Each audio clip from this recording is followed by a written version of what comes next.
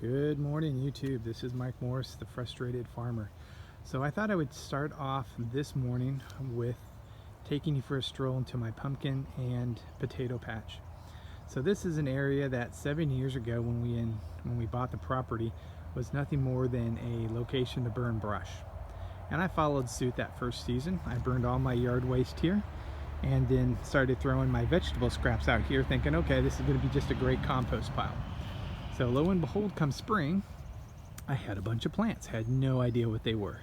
So I let them grow. And come the fall, I probably harvested about 60 spaghetti squash. Didn't want spaghetti squash, didn't even know I liked spaghetti squash, but I had it, 60 of them. And so that got me thinking, with a little bit of good soil and very little work, nature will take care of itself and it'll grow a garden. Doesn't mean I don't have to do any work by any means. It still requires quite a bit of work. But what you see before you is a garden that has planted itself.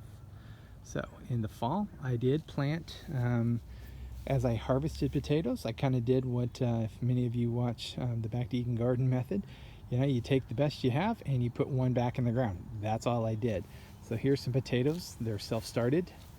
Got potatoes back there and a gourd plant, and then I've got some pumpkin and I've got some more potatoes. All of those were planted last year.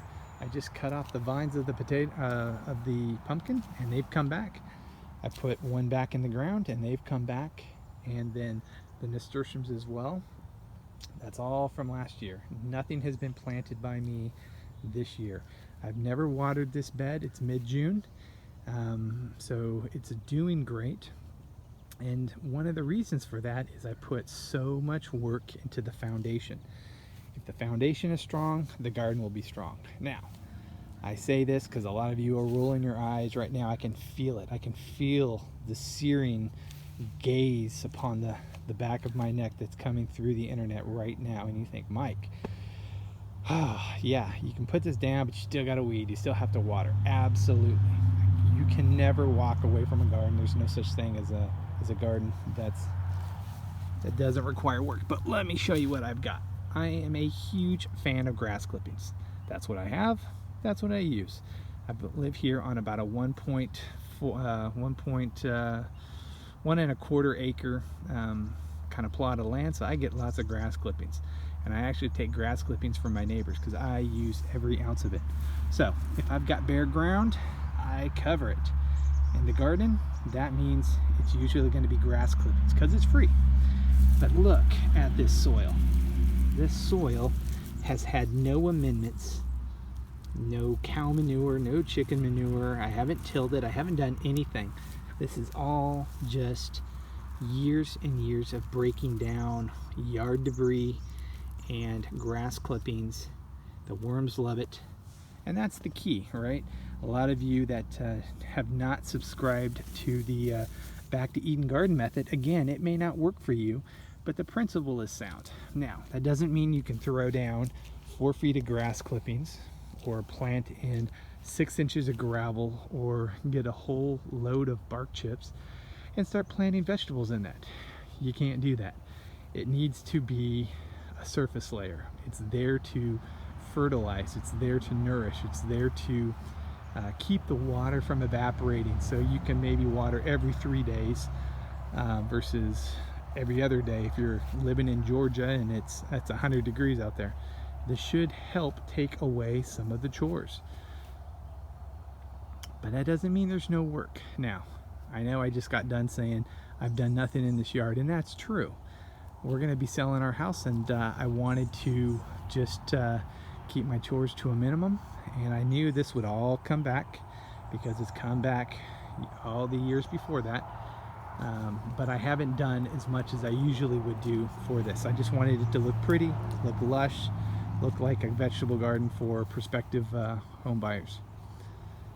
Now, if this was something that I was intensively farming this year, I would pull back a lot of these nasturtiums and put in more potatoes. But I'm not doing that this year. It's mainly to look lush and green and just be very appealing. But But the point I wanted to show you is, with a good foundation, good soil, good farming practices of some kind of a topsoil, some kind of a top cover, ground cover, this is what your garden will look like. Nice, fertile ground. Okay? But that's the foundation. You have to have the foundation for your garden. And then all you have to do is pull the weeds. It takes me, I don't know, let's just say I put maybe 5 minutes of weeding into this bed a month, because it just pulls out. I see a dandelion that kind of finds its way through the potatoes and the nasturtiums, and if I decide to go all the way into the middle to get it, I will, and it pulls right out of the ground because it's nice and healthy. Okay, so again, I just wanted to show you this is some of the success that you can have with a strong foundation. And remember, a foundation is years worth of work. Or if you want to start off with inches of compost and manure, put it in the fall, let the rain fertilize, you can kind of jumpstart that. Or if you have a heavy clay soil, you can get there with years of work, or you can raise up the bed and start fresh and then amend to your soil over time. You can have some of this too, but the foundations work. Again, I am a Back to Eden garden believer, and this is just a grass clippings version of the Back to Eden garden. All right, now I did harvest about 5 or 6 pounds of potatoes yesterday, and hopefully if we do sell the house, I need some plants to take with me because we're going to have a large orchard. So I've taken about 20 Black-Eyed Susan starts. I've got some Coreopsis right here. I've got a white Echinacea right here. Wintergreen for a nice ground cover. And then I've got some lingonberries. Bought 3 lingonberries 7 years ago from RainTreeNursery.com, and now I have this massive, probably 20-foot square patch. So I'm going to take a few of those with me and plant them under my apple trees. But all I did here was to leverage some potted plants. Got some potted plants here. I healed them into the ground and I covered them up with grass clippings. And why? This will help make sure that they grow through the season, and that the water doesn't evaporate as much. And every time I do water, it's a small little compost tea that gets added to them. So we'll hopefully, most of these will make it to the new house, but no plants, no potatoes were planted back in their place. This is made just for my seed or plant transplants. So it works good for healing in as well. So grass clippings, grass clippings, grass clippings. You can never go wrong with grass clippings. You know, 3-4 inches will do. Sometimes I have to put 4 or 5 different batches of grass clippings in the same location, just because they break down that fast.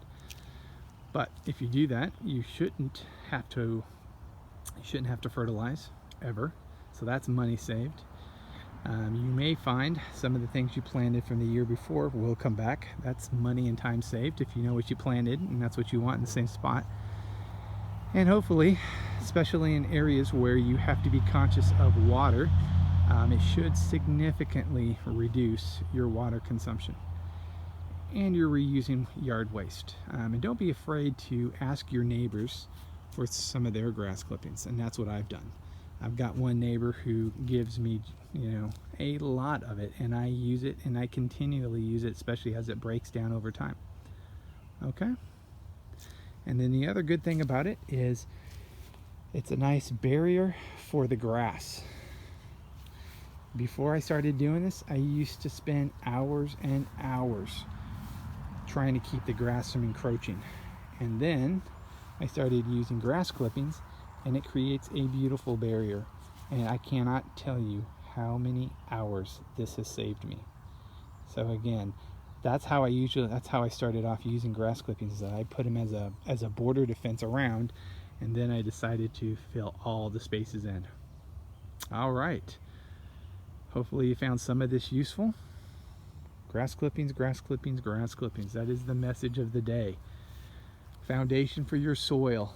That is the foundation for my success, is good ground nurtured with grass clippings. Back to Eden Garden method. Guys and gals, it does work. I promise you.